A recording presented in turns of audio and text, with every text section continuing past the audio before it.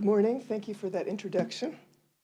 Today we're going to talk about what we've learned in headache clinic and how that also might apply to primary practice.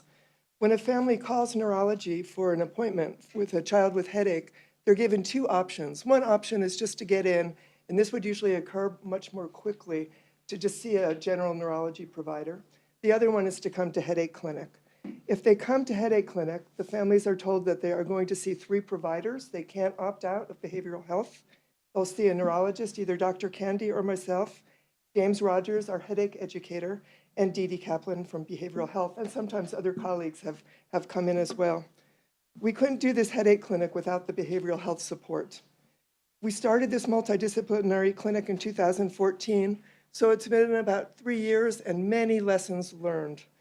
Before the headache clinic started, we found that we were referring patients to behavioral health, and I looked at some numbers. Only about 1% of the patients we asked to go to behavioral health actually went. There's a lot of stigma about behavioral health. Families say that my child isn't crazy, they don't need to go to psychology. And then there's often financial barriers. It's so hard to find insurance. Which insurance allows you to go to what?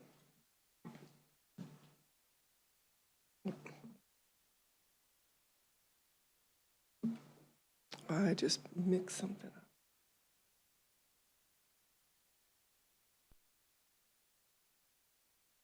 Where's our guy?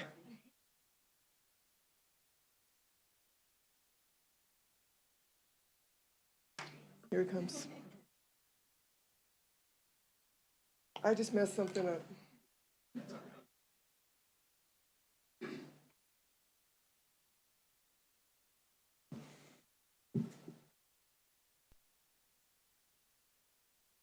Okay. If by chance that happens again, just hit that one right there. That'll take you back. Okay. So we have no disclosures. We did participate in the CHAMP study that you'll be hearing about and that many of you, I'm sure, already know about. So it's really amazing, like Dr. Fiu said, how common headaches are. Migraine, we think up to 20%, even more as new numbers come out. In the early years, between about 4 and 7, boys have more headaches than girls. Then in kind of middle childhood, they have about the same. But after puberty kicks in, headaches are much more common in girls than in boys. So the other number here that's very important are chronic headaches. About 4% of children and adolescents have headaches that occur every single day or most days. Despite the frequency of migraines in the population, we still have families that come in and say, my doctor told us that my child was too young to have headaches, or they've gone to multiple other doctors trying to find out what is causing their headache. There's not usually one cause for headache.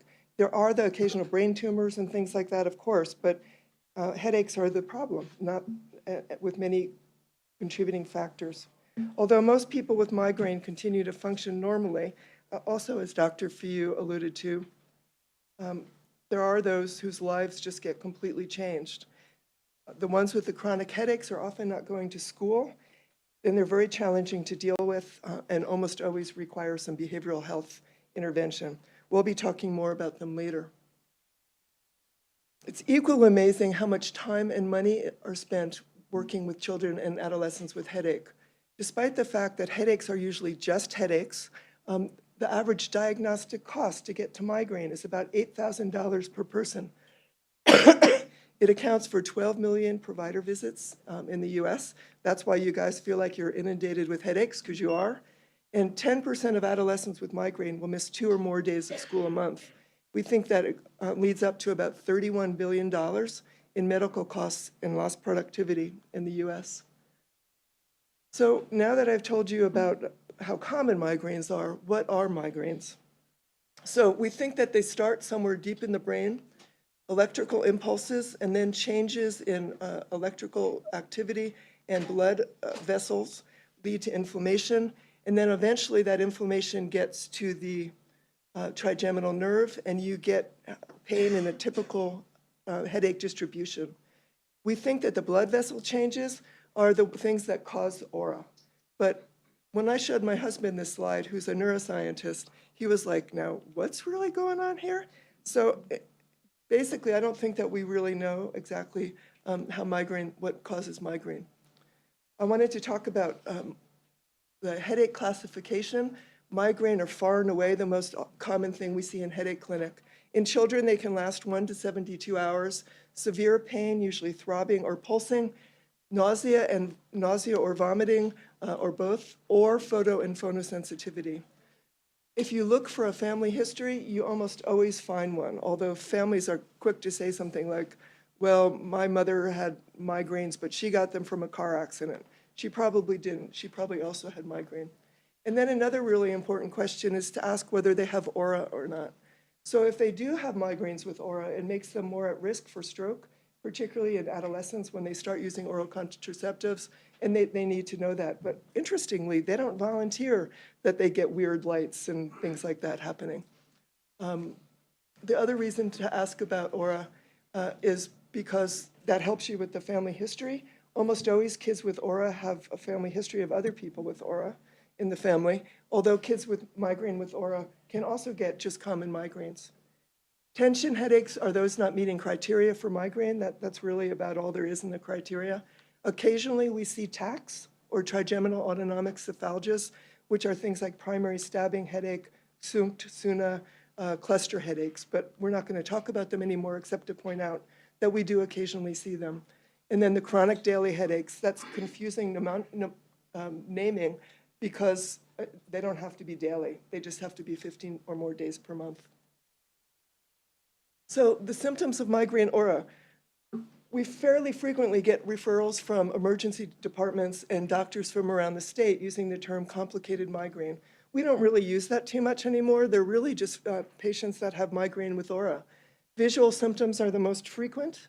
That's a scintillating scotoma. I think it looks perfect. I had one the other morning. Never got the headache, but you can get the scotomas without a headache. Sensory symptoms are also really common. One of the most frequent patterns is left arm numbness going up to around the mouth, called a chiro-oral migraine. Difficulty speaking does not mean that the person's having a stroke. It's often just part of the migraine aura.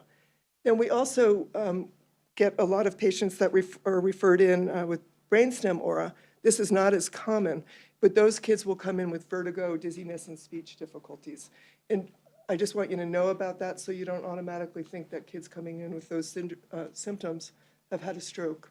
So the scintillating scotoma, again, it starts out really tiny, gets larger and larger and larger, finally goes away, often followed by a headache.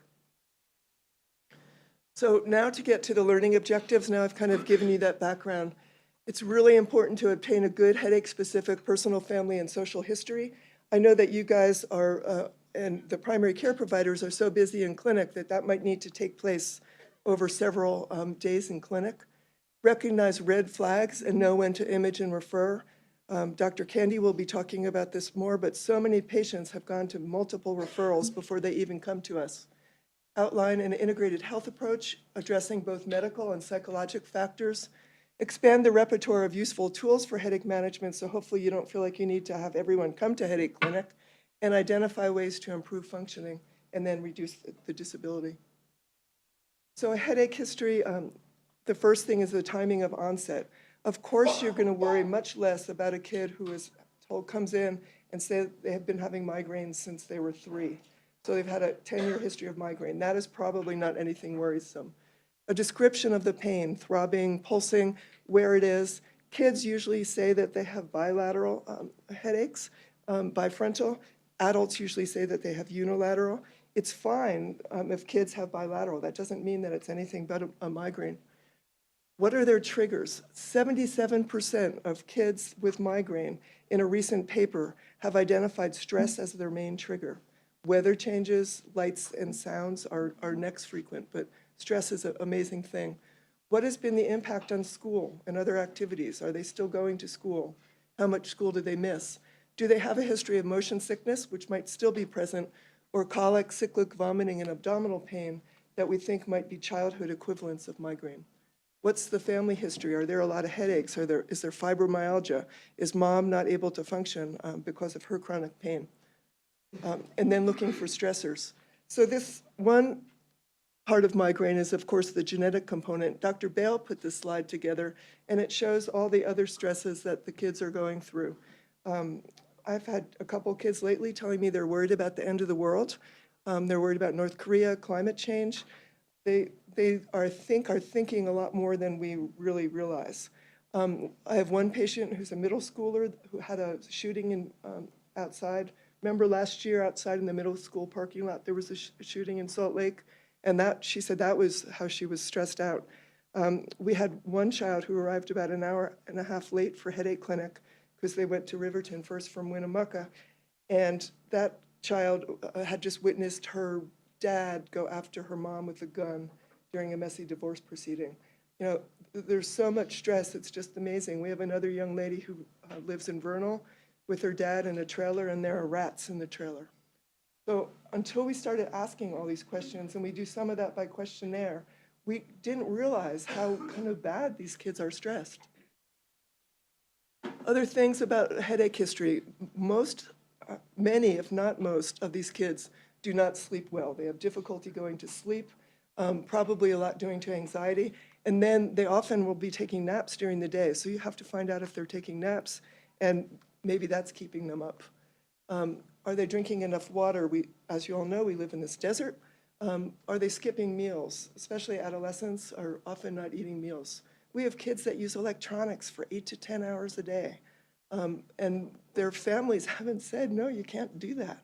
So we try to use education. What's their activity level? Are they getting any exercise at all? Or are they involved in 15 after-school activities that are not giving them any time to get over their headaches?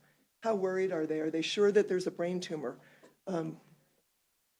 Is there other people in the family that have medical illnesses that is making the family chaotic? We find that a lot of the younger kids that come to a headache clinic have learning issues, especially ADHD. And then what treatments have been tried? What treatments have been tried, and has there been success? And finally, are they overusing medication?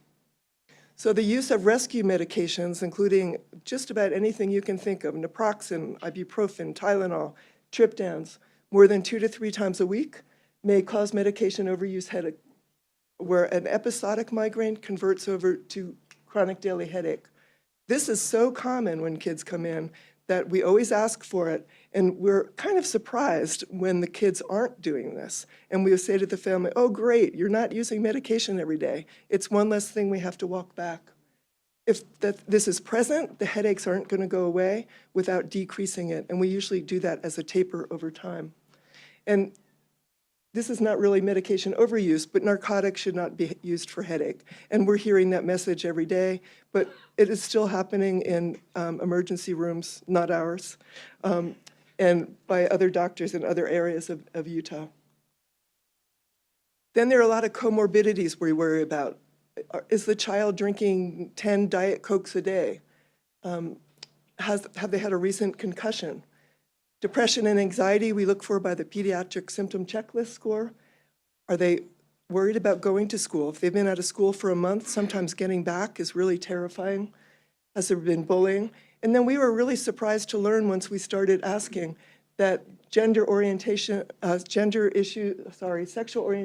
and gender identification issues were a lot more prevalent than we also knew. And until we actually started asking for that, we weren't hearing that.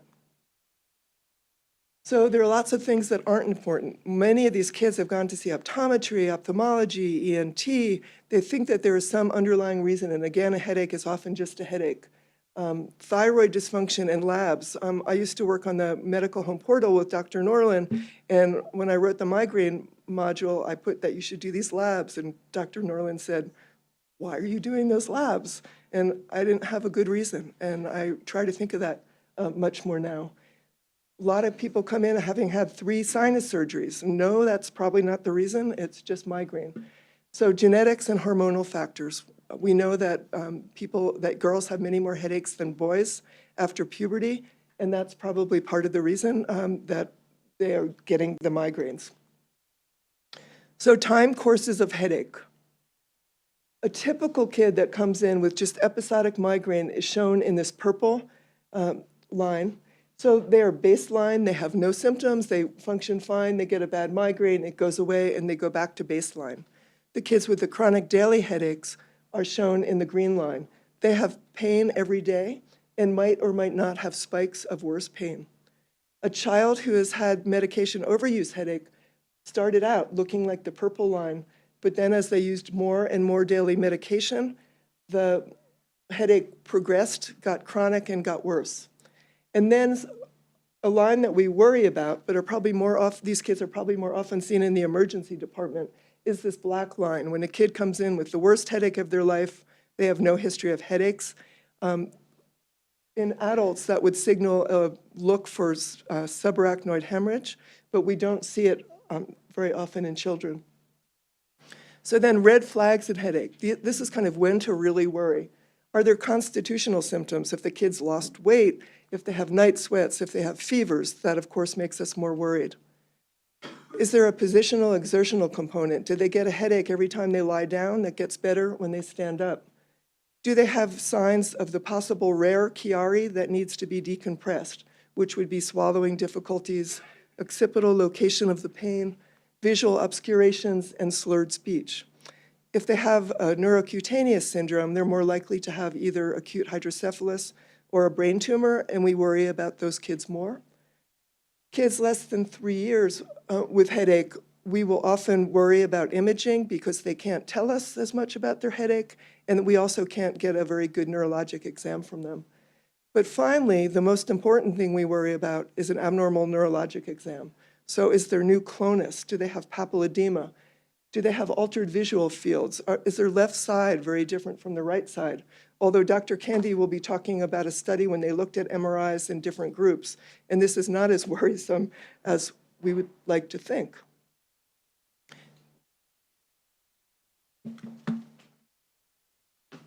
So why not just image every headache patient, just to be sure? Well, for one, the majority of the time, the imaging will be normal, as it is in these pictures here. And it won't change your management, it won't help the patient get better. But beyond that, in this era of value-driven outcomes, we really want to conserve our resources. And we want to only order tests when our suspicion for an abnormality is high. And those resources include not only the expensive scanners, but the time and energy of our pre-authorization teams, our sedation teams, our radiologists, and our techs. There are inherent risks in doing MRIs, so sedation in kids under 8, of radiation with CTs, which fortunately are being performed less and less often for children with headache, maybe more so with their first headache, which still is not always an indication. There are limitations of imaging. Braces often produce artifact, rendering images useless, so taking that into account before ordering. And then talking to parents about the limitations of imaging. Some, after a concussion, might think that if they get an MRI, it'll tell them more about the function of their child's brain, and our standard MRI just doesn't do that. Another reason why we shouldn't order neuroimaging on every headache patient dates back to 2002, the last time that headache guidelines for children, for the evaluation of children, were published.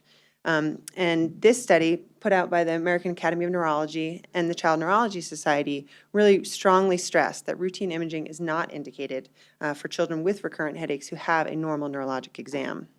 We can rely on our clinical impression and order imaging when there are concerns for abnormalities, as listed here. So when it's a new headache of short duration, when there's no family history of migraine, when there are new onset of seizures, and when there's focal findings on exam. We looked at some of the reasons why our group was imaging recently, and I'll talk about that coming up. So when I'm talking about ordering imaging, I really want to do a good job of counseling families ahead of time and talk to them about what are some of the potential things we will find. Because again, the majority of the time, the imaging findings will be normal. I try to describe the findings in terms that families can relate to, like freckles or scars, openings, pockets, those kinds of things. That may not be reassuring and they may still have questions, but I try to use those words when first talking about them so that they can relate. Beginning with the picture on the top left, they're showing some white matter lesions or T2 hyperintensities. We know these are more common in children and adults with migraine, even more so in children and adults with migraine with aura. And so talking about the fact that we might find those things ahead of time can be really helpful and reduce the focus on those later on down the road. We don't know why we see more of those in people with migraine.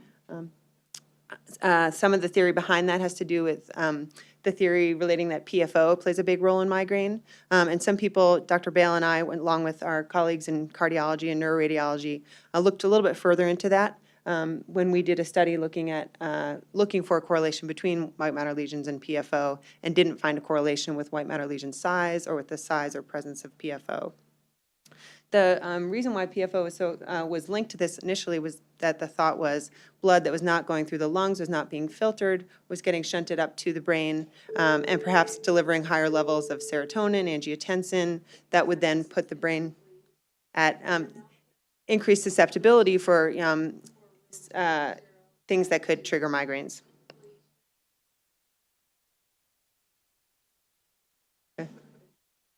Okay. So how often are incidental findings noted? One recent retrospective came out of Argentina earlier this year, looked at nearly 500 patients coming into the clinic with the chief complaint of headache. Nearly half of those patients had migraines, and they performed MRIs in a very high number, much higher than we perform in our clinic. Some of that has to do with the fact that most patients who come to our clinic have already had imaging done. And so there were abnormalities in 128 of those patients who had imaging done, but only 5 or 0.04% of those patients had cerebral abnormalities that were actually related to their headache, including tumor. Of the other 123 patients, the findings were felt to be unrelated, and the things that we've talked about a little bit already, white matter lesions, enlarged perivascular spaces, and Chiari. I'm going to go back to this slide here and show on the picture on the right is a Chiari malformation defined as downward herniation of the cerebellar tonsils more than 5 millimeters below the foramen magnum. This is something that it's helpful to tell parents about ahead of time as a possibility because once they see that malformation on the report or hear that from their primary care provider, it becomes a big source of focus. It's 50% of the time Chiari malformations are asymptomatic, so they are not associated with cough of unknown etiology, swallowing difficulties, paresthesias, that sort of thing. We used to think that there was a higher likelihood of Chiari with patients who had occipitally predominant headaches, but a couple of studies have come out earlier this year suggesting that even when there is an occipital predominance for headaches, there's no higher likelihood of having Chiari or other pathology. So that was really helpful. And then the picture here on the bottom shows an arachnoid cyst. Those can be found anywhere within the brain or the body. We try to normalize those. Understandably, hearing that there's a cyst or a pocket or a circle of something that you didn't know about and now know about can be a huge source of concern for families. So I talk about these things ahead of time because so many of the families come in with anxiety about the headache, and I talk to them about the possibility of testing actually increasing anxiety going forward. So to really reinforce this notion that reassurance is not a great idea to image, these people, this study published in the European Journal of Pediatric Neurology, they were so bold as to compare 2 groups of patients, one who actually had abnormal findings on exam or an atypical headache pattern, that was about 20%, and then the other 80% where imaging was ordered for parental reassurance. I don't know that our IRB would approve that study or that insurance would go along with it. But they found that there was no significant difference in the percentage of abnormal findings between the groups. So while there are clear indications for performing imaging when there are red flags, the majority of the time it does not help you to treat the patient. It doesn't help to diagnose migraines. You can use your clinical expertise for that. Along those lines, we hardly ever order labs. So thanks, Dr. Nolan, for planting that seed. Unless there's very high suspicion for comorbid disease, like thyroid disease, rheumatologic disease, vitamin deficiencies, celiac, and rarely we do find those things, but for the majority of the time we don't. And the majority of the patients that come to us after being on a diagnostic odyssey, a term I might overuse, they have had many labs drawn before they even see us. So if we're not going to order as many imaging studies as we have in the past, what should we be saying to parents? First and foremost, we try to address the anxiety and the voyage that they've already been on. We validate the pain and suffering, not only of the child, who may not appear to be in pain in your clinic that day, but also of the entire family. The other children in the house who are not allowed to make noise when the patient has a headache. The families who've had to miss out on work and other activities, and even on the weekends. We try to provide reassurance. We go over the reassuring parts of the neurologic exam and talk about why we do each part of the exam. We point out the family history that they are aware of but may not realize the link to. And we talk sometimes about how the longstanding nature of headaches can actually be reassuring against something ominous that would have presented itself by now. Lastly, we really try to help families by talking with different groups and help them make the connection between some of the psychological factors going on in their child's life and the physical symptoms that they're experiencing. Our goal in taking the time to reassure families and educate them about what primary headaches are and the role that lifestyle modification plays in their diagnostic odyssey is to help them return to function. This can, and sometimes still does, even with our awesome team, feel like trying to stop a moving train. People have been on this voyage for months and years, and so what we do in Headache Clinic by trying to break it down and hear them and talk to them about contributing factors is to turn it into more of a bicycle with a wheel that can be turned around. We set out to develop an alliance with the families. We tell them that we're going to work through this with them. We're not going to refer them to another person. We're not going to order more tests, but we can begin. And we need to set realistic goals. So beginning maybe with having one headache-free day a week or a month, but that the headaches are not going to go away overnight, just as they didn't develop overnight.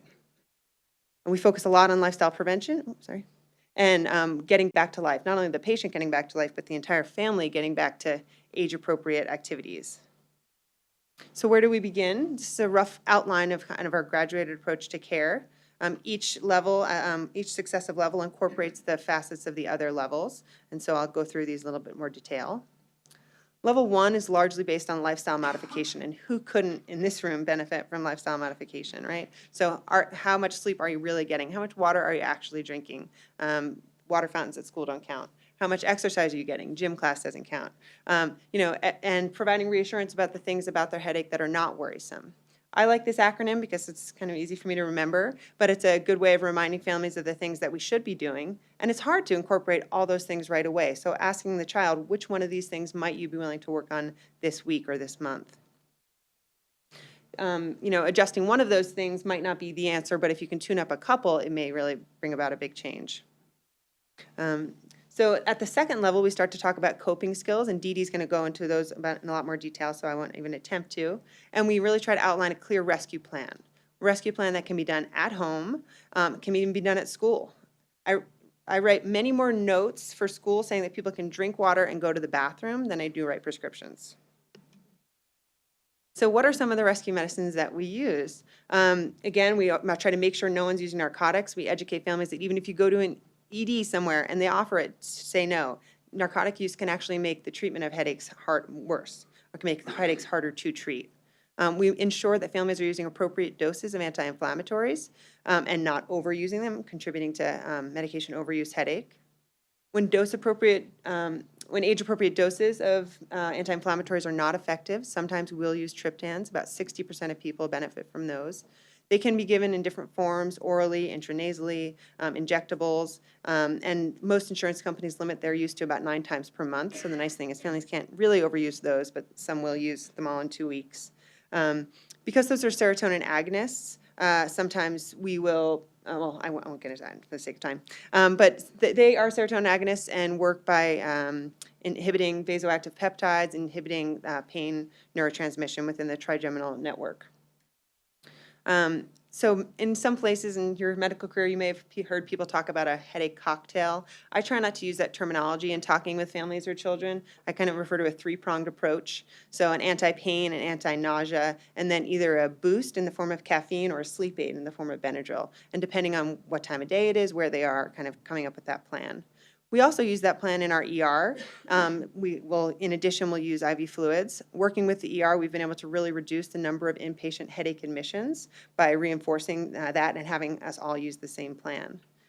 IV DHE is something that we're using less and less over time, largely in part to a study that Dr. Kerr and Dr. Nelson and Dr. Bale worked on, showing that it wasn't as effective as we thought it was. They looked at all the IV DHE patients admitted over a 10-year period.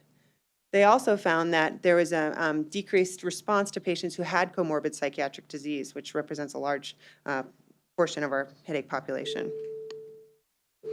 The highest level, 3, sometimes involves the use of preventive medications and of more strongly encouraging cognitive behavioral therapy. Before I can go into any further detail on preventive medications, I need to share with you the findings of one of the most exciting headache trials to come out in the last decade, appropriately called the CHAMP trial, best summarized in a video that I have right here. And this study set out to answer the question as to which medication was more effective for headache prevention. Extrapolating from adult data, we were using amitriptyline and topiramate a lot. So this study was finally going to answer the question at the forefront of all of our minds. if I can get over. And is there a mouse on there? Okay, I'm going to click here. Yeah? No? You saw it?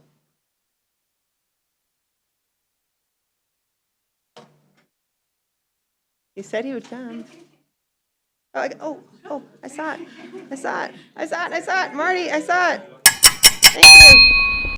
Here we go. More than 6 million children and adolescents in the United States have migraine headaches.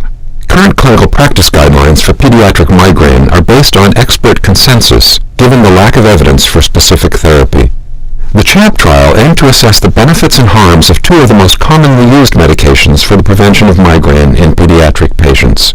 This Phase 3 multi-center double-blind placebo-controlled trial was conducted in the United States and enrolled children and adolescents 8 to 17 years old with a diagnosis of migraine causing at least mild disability and a baseline headache frequency of at least 4 days per month.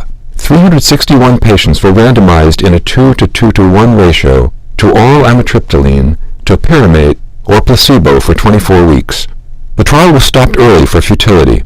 For the 328 patients with data to analyze, the primary outcome, a relative reduction of 50% or more in the number of headache days, was no different in the three groups, occurring in 52% of those in the amitriptyline group, 55% of those in the topiramate group, and 61% of those in the placebo group. There was also no difference in disability scores. As compared with placebo, there was more fatigue and dry mouth in the amitriptyline group, and more paresthesias and weight loss in the topiramate group. There were 12 serious adverse events reported during treatment, including 3 patients with altered mood and 1 with syncope in the amitriptyline group, and 1 suicide attempt in the topiramate group. The authors conclude that in the 24-week CHAMP trial, treatment with amitriptyline or topiramate as compared with placebo did not reduce the frequency of headaches and was associated with more adverse events. Full trial results are available at nejm.org. I'm going to go here. Thank you so much. So, wow.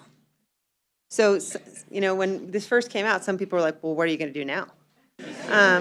But for us, we kind of had this theory going already. So for us, it was actually quite liberating to have data to back up what we were thinking.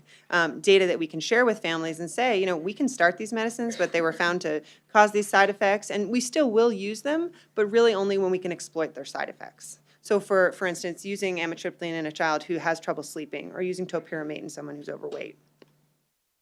Interestingly, the fact that there was improvement in all the groups suggests that maybe there is something about pill-taking behavior or about being invested in change. So people were still going to the clinic. They were learning about lifestyle interventions. The only people that did better than placebo alone were the people that did behavioral health. And so we try to reinforce that, and we see a lot of aha moments in families, which is great. Some of the other medications that we use for headache prophylaxis are listed here. Families often are eager to use over-the-counter options or vitamins or supplementations. Many of these work by stabilizing vascular tone or reducing the tendency for vasospasm. In children under 10, we'll still use periactin, more often so when it's abdominal migraine or cyclic vomiting, again, exploiting the side effect of sedation and increasing appetite, which some children could benefit from, and parents are eager to kind of get that side effect. And then lastly, Botox is approved for the prevention of chronic daily headaches, so people having headache more than 15 days a month. And this involves the injection of neurotoxin into 31 sites over the scalp, forehead, and neck. Usually people come back every 2 to 3 months. There is thought to be a cumulative effect over time, and our group has been doing this for about 5 years. We don't do that in headache clinic, but Dr. Lloyd, one of our other neurologists, provides this service. Okay. So it's an exciting time in terms of promising alternatives for people with migraine as well. You've probably seen or heard or know someone who has a daith piercing, this part of the cartilage in the ear. It's been picked up by some news stories. The thought there is that this area of the cartilage is an acupressure spot that is linked actually to the digestive system. So I don't know if you're seeing it in GI clinic as well. We provide some of these things, but we don't do piercings in our clinic. We will allow people to try out different colored lenses down on the right. So the lenses are thought to block out the frequencies of light most likely to cause migraine, and some children really like those, especially with the artificial lights in school. For many people, they know that their trigger is walking into migraine to Target or Walmart. On the bottom left is Cephaly. This is an external trigeminal nerve stimulator. So there's a sticker that goes onto the forehead. The Cephaly actually magnetically sticks onto the sticker and emits a pulse that is thought to affect the first branch of the trigeminal nerve. And there's an acute setting, so during an attack you can use the acute setting, or there's a preventive setting as well. And then E-Neura is a transcranial magnetic stimulator, which is placed onto the back of the neck. The first time I used it, I got a headache. But the one on the right is for when you're traveling. And then lastly, so calcitonin gene-related peptides are kind of the new hot thing, billed as the new triptans, but they're actually for prevention, not rescue. So the idea there is that these monoclonal antibodies hook onto CGRP, and which is, the role of CGRP is to transmit pain signals. And so these medicines are aimed at stopping CGRP and reducing pain, preventing pain. There are a few companies that have published positive phase 3 data and are passing their information on to the FDA, but the estimated cost is about $8,500 right now. This will be an exciting area because this will be the first group of medications really developed for the prevention of migraine. All the other medicines that have been used previously were anticonvulsants or antidepressants or antihypertensive. So this is really an exciting thing. And the hope is that with such specific targeting, there will be fewer side effects. So despite all these exciting treatments and therapies that are on the horizon, we have found that, fortunately on a much cheaper level, really dealing with headache and managing headache is really more about changing patterns and behavior. So I'm going to let Dee Dee take over from here. Thank you. Okay, so like Megan and Lynn have pointed out, we do take a graduated approach, so not every patient that we see has to do all of the same things. But it's important to notice that at each stage, there are actually several behavioral approaches integrated into our care model. I'm going to talk about each of those, but actually before I do that, what I really want to talk about is communication. It turns out it's pretty difficult sometimes to introduce certain concepts to families, especially in the context of a medical visit. In behavioral health, we actually developed this model, the illness experience diagram, and it helps us frame our discussions with families so that we make sure we cover all the bases and that we actually make a sensible approach to management reasonable and understandable to families. Studies have actually shown that when a patient is given a good explanation and a good understanding of the factors related to their symptoms, and when they're given a positive expectation for improvement, as well as an understanding of why you're telling them to do the things that they're doing, they actually follow through at much higher rates with your recommendations. So using the illness experience diagram, discussion can be easily framed around those areas that you think are most impactful. And I'm just going to briefly kind of address each of those circles. In the physical domain, it's typically an easy place to start to talk to families about headache. For most clinicians and families, it makes sense because physical symptoms are a really good fit with why families are actually there. But in addition to talking about head pain, it's actually a really good time to talk to families about what sensation and perception are, how their brain perceives pain, what is a pain gate and how does it work, and also thinking about things like autonomic reactivity, especially in those patients that have a really low distress tolerance or are struggling with those other things. You can also think about other associated symptoms at this place because they might not just interfere with treatment, but they actually might make good targets for care. Things like sleep regulation, loss of appetite, or nausea. Moving on to that functional circle, I really like to actually show families this or actually just draw a circle. So it turns out what we're really talking about here is the process of learning and response patterns. Our bodies are naturally conditioned to crave rest when we're in pain. Right? We all want to lay down, we all want to go to sleep, we all want to kind of shut out. The problem is that when pain is recurrent, that rest and need to withdraw can actually become a chronic cycle in its own right and can start to cause other problems, things like avoiding activities or interfering with function. So it's important to understand how to explain this because it's not an intuitive concept for a lot of people since that natural craving is to rest when we're in pain. So when we think about function, your role is actually to educate families on functional impact, but to also start to move them towards this idea that we can actually change this for improvement. You want to also think about the process of pacing and reconditioning, teaching families how to take small, graduated steps to get to where they want to go. And even though they're seeking help, Most families have different levels as far as what they're interested in terms of change and what they're willing or able to do in terms of change. So assessing where a family's at and how ready they are to actually do things is going to be a really important thing for your success. Any discussion of contributing factors or perpetuating factors has to look at the social and physical environment that a family is in. It's important to understand that kids respond to things going on in their environment, and so you're going to want to really identify any kind of reinforcing features in a particular environment that a kid's in, or any punishing features. I often think about school as a punishing environment for a lot of kids. In addition to things like lights and noise that could actually trigger headaches, we're also talking about teachers who think maybe they're just not wanting to be in class, or schools that won't let them go to the bathroom when they need to go to the bathroom because we're making them drink more water. So it's important, again, to really think about those things, because it's an estimate that social and environmental influences really account for about 50 to 60% of non-adherence with recommendations. Moving on to that kind of psychological space in the illness experience, I think especially when we see health anxiety, depression, pre-existing conditions, or somatic complaints, we often jump to the conclusion that headaches are just another psychological burden for this family. And it's just not that simple. I think speaking to this domain, it is important to ask about a psychiatric history, and it is important to help families understand that it can get in the way, but it's actually more important to help families understand normal processes that connect the physical and emotional parts of their health. I think it's also really important to think about things like reactivity, attention, reinforcement, and just helping families understand that all of those factors are going to impact whether or not they're perceiving their pain at a higher level or a lower level. At the top of the diagram is the cognitive and behavioral circle. My bias is this is the best place to be, and it's always the place I end with families, because cognition complicates pain experiences. I need to emphasize that what a person thinks about their pain will determine what they do about their pain. It's just that simple. And so it's really, really important to spend a lot of time with families, helping them understand not just the things that they think about that are helping them with their pain, but maybe some of the things they're thinking about that are actually turning them in the wrong direction. I've listed a few here.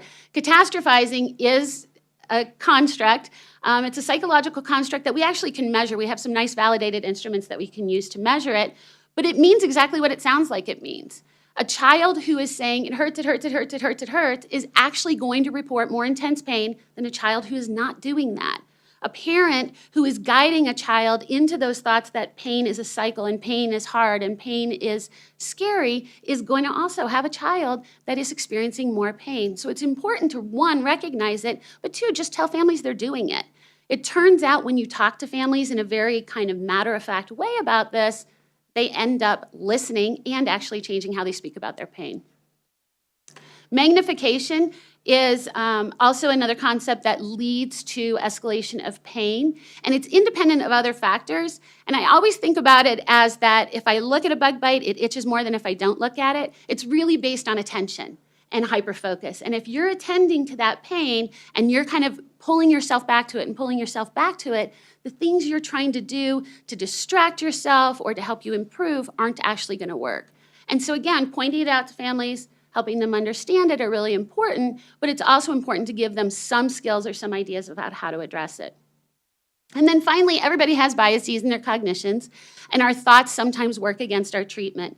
Sometimes these are anxious thoughts about there's something else going on and I just believe that, but more often it's the case of learned helplessness. It's funny, on my way in here, Sue and I were talking about the 14-year-old headache patient who comes in and says, I've tried everything and nothing works. That's learned helplessness. It's not that they've tried everything. It's not that nothing works. It's that in their mind, there's not a way out from where they're at right now. And so part of your job is to actually teach that. And so communication is not just integral to treatment. It's actually an intervention. It's something you guys can do. If you can start to communicate in a different way, you're going to get a different response. And you're going to get more families interested in behavioral interventions that we know are highly effective. So given all of that, and with that in mind, if we go back to this idea of an introductory level of care, again, this is the place where we're just talking to family about lifestyle changes and doing different things. Families should walk away from the early encounters you have with them feeling like you've heard them, feeling like they have a plan, feeling like they have a positive chance for improvement, and also feeling like you're their partner in a care process rather than you're just telling them what to do and they're supposed to follow it. So all of those things become really important in getting people to actually follow your recommendations, but also listen to the education you're providing. In the specifics of education, again, I talk to families about catastrophizing. And typically when I talk to families about catastrophizing, at least one parent will look at the other parent and say, you're the one who does that, right? They know they do it. We all know we do it because our anxiety goes up when our kid's in pain. So it totally makes sense that we are actually in a position to be saying or doing things that may not be helpful. And so that real discussion of their actual worries and concerns, plus that kind of understanding that sometimes we say things differently, really does help a lot of families. When we are talking about the SMART goals that we've gone over and over, I think from a behavioral health perspective, you're going to be remiss if you don't ask about barriers. It's just important because your interventions won't even have the chance to work if there's something in the way of them trying to do it. If we go back to that punishing school environment, I think one of the things that I frequently notice is that, again, kids don't want to drink water at school because they're embarrassed to raise their hand and ask to go to the bathroom. Right? That's actually something we can very simply help a kid work through. Maybe it's a phone call to the teacher, maybe it's getting the kid a hall pass, but I mean, it's simple. But it's only simple if we actually know it's happening. And so making sure that you're asking about it. I think the other thing to think about with your education is you're always trying to create an alternative response. You're trying to pull that family out of where they were. And so communicating positive expectation, creating a real narrative around change actually helps convince families that control is possible. And I think it works a lot faster. So at the next level of care, when we talk about headache coping skills, the two things that we really think about are kind of those physical coping skills and then those mind-related coping skills. And it turns out we are starting to build a really nice evidence base for a lot of mind-related interventions, like relaxation, mindfulness, meditation. And it turns out what they think is going on is that these kinds of techniques actually help children modify their own physiological response to pain. So it decreases sympathetic arousal, but then it also kind of allows them to slow down their heart rate, allows them to change muscle tension, and all of those kinds of things that we know are going to impact their pain experience actually start to improve, and their pain actually improves. There are several nicely controlled trials that have looked at adding meditation and mindfulness to standard of care. And what they found out is that they don't always reduce the number of headaches, but fairly consistently across the literature, they do reduce the duration and the intensity of headaches, which is really nice to know. If you can get your headache down by about 3 hours simply by doing relaxation, it becomes a really nice intervention that kind of helps families along the way. With the physical headache coping skills, we do talk about things like how do you regulate your sleep? How do you regulate your exercise? How do you get yourself moving? And especially for those kids who really are struggling to move or want to rest, it's important to, again, take that graduated stepwise approach. There are some really nice physical distractions that we use, and there are a lot of sensory, kind of high-level sensory distractions called counterstimulation techniques, which we know are super effective in kind of shutting off or blocking that pain response for at least a short period of time. There are also do-it-yourself pain management. I have a lot of patients that do these things. Here's what I'm going to tell you. Many mindful interventions can actually be practiced on your own or with your parent. You do not need a specialist to do them. That being said, there is no evidence that these are efficacious. Okay? There is, however, some evidence that at least some of these have been designed well in the model of how we do teach pain management skills. So there was a group at Boston Children's, and what they did was they took a group of 57 Apple applications that had kind of labeled themselves as being pain management applications or pain-related stress applications for pediatric pain. And then when they systematically analyzed them, they actually found that there were about 19 of those applications that kind of met their criteria of very good or excellent in terms of what skills they taught, how did they reinforce the skills, how developmentally appropriate was the platform, and how engaging it was for a child. So even though we don't know if they're actually efficacious, we do know that there's at least some evidence that they're teaching the skills that they're saying they're teaching. And for those families, I think especially for us, when we are sending a child back to a community that has kind of a limited number of resources, it's always nice to have something like that in our back pocket that we can say, here's a good place to start while we're trying to put something together for you. Oops. I don't know how to get rid of that, but, oop, hang on. Okay, sorry. Okay. So at that level 3, when a higher level of care and a higher level of intervention is absolutely needed, cognitive behavioral therapy really is our standard. You guys recall the CHAMP study? Well, Dr. Powers and his group, in addition to managing the CHAMP study, actually did an additional trial where they added 8 weeks of modularized cognitive behavioral therapy to their amitriptyline group versus 8 weeks of standard headache education. And what they found is that following the 8-week CBT program, at 20 weeks follow-up and then again at 12 months follow-up, they saw a significant reduction in headache days, but also in reported headache disability. At the time of the first follow-up, about 66% of patients saw a greater than 50% reduction in their headache frequency with the addition of CBT. At 12 months, that number went up to 80%. So what they're noticing is that it's not just that the skills are working at the time of training, it's that the skills are continuing to work, and then over time, that benefit is actually expanding itself. And basically, across studies, CBT is consistently shown as superior to control in terms of reducing disability, improving function, and increasing pain management. I think that the hardest thing about cognitive behavioral therapy is the salesmanship and our ability to sell this to our patients. I love to draw this out because we've already talked about magnification. We've already talked about pain behaviors. We've already talked about distress tolerance or helplessness. And so helping families understand that there is a reason why we are using this particular model starts to become easier and easier to convince families to actually go. So the therapeutic techniques that we use at this stage are really kind of distraction and cognitive restructuring are going to be kind of helping us with those thought patterns around pain. But there's all those pain coping behaviors and self-regulation and pacing that we're going to do on the behavioral side of things.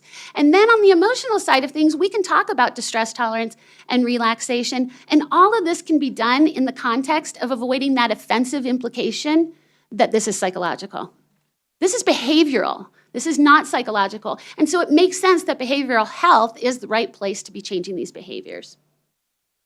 There are contraindications, and I don't mean contraindications for CBT. I mean contraindications for that kind of really focused directive CBT. And that is if there's kind of low motivation for change or extra stressors or extra things that are getting in the way, behavioral health might still be the right place for care for these patients, but they're just going to need a lot more care. So we did cover a ton of ground, and we tried to do that because this is kind of what we do in headache clinic. We try and cover as many areas as we can to kind of give people a good push-off. Realize that in general practice, this can be done over a long period of time, and you can kind of chip away at it a little bit, and still get the same results. So definitely kind of partnering with your families, seeing them regularly, and really helping families focus on those pieces they can control versus the ones they cannot control is an important part of care. Increasing activity is going to happen incrementally and slowly. If you try and go on your schedule instead of on a family's schedule, they're going to push back or they're just going to find another provider. And so it's really important to kind of always say, what do you think you can do at this point? What do you think you can do at this point? Explore barriers and continue to do so because new ones do come up. And then emphasizing function at every point along the way. We know you're in pain. We know you have headaches. But we also know that you can work through them and you can function through them. And the trick really is practicing those skills to be able to do that. Always reinforce families for the efforts that they are putting in. I teach kids to high-five themselves a lot in the mirror just because I know that what I'm asking them to do is not easy to do. Self-management can happen in office. CBT may take kind of the addition of extra support. But again, both require a plan. And so always keep kind of checking back to your plan with your families. And with that, Primary Children's Brain and Spine Institute, which we do partner with, has a lot of these resources online, so please check out their website. I'd also like to thank the other people in our headache clinic, James Rogers and Amanda Clausen and Megan Barrows, who all work with us in headache clinic. And I know it's 9 o'clock, but questions, not questions. One question. One question?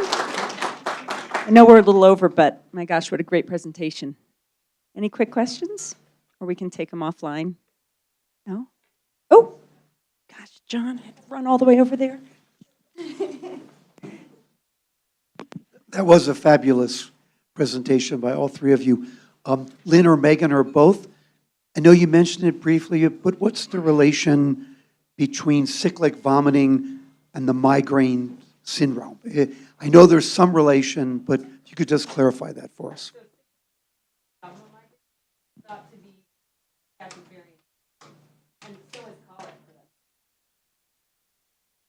That sounds like a whole other presentation. Thank you, everyone.